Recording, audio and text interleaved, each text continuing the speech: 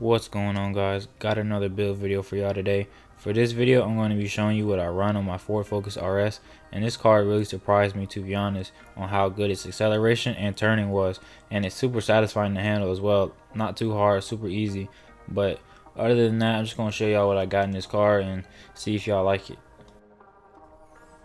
Alright, for the engine, I have all Ultimate Plus parts. You gotta have your Ultimate Plus parts if you want a super fast build.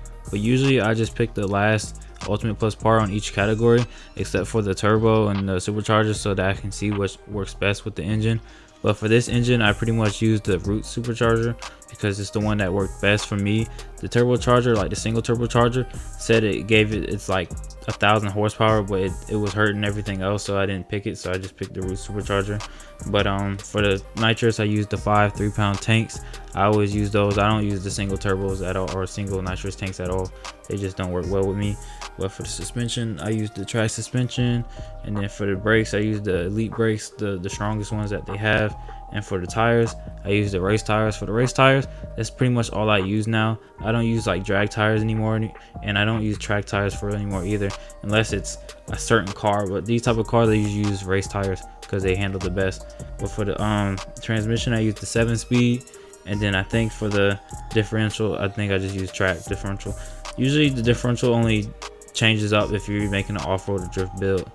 But for the engine, I use the 4.0 liter V8. This engine sounds beautiful to me, and it's also super fast. I didn't want to use like the Porsche engine just because I feel like that engine's played out, but this engine is not bad at all, and it's actually super fast. But pretty much I'm just going to show what I use for my steering and stuff. So for the steering sensitivity, I didn't touch it at all. I just left it blank, and then for downforce, I just put it all the way down. But pretty much here, this is just going to be a high-speed run. It's pretty fast. The car it's like the acceleration is really good, but I think on turns it can take turns smooth, but the turns aren't super fast like my Lotus or my RSR and stuff like that.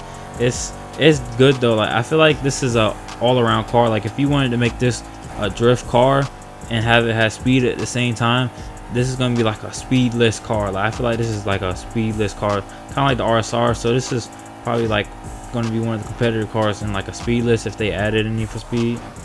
But other than that, I showed y'all what I had in the car.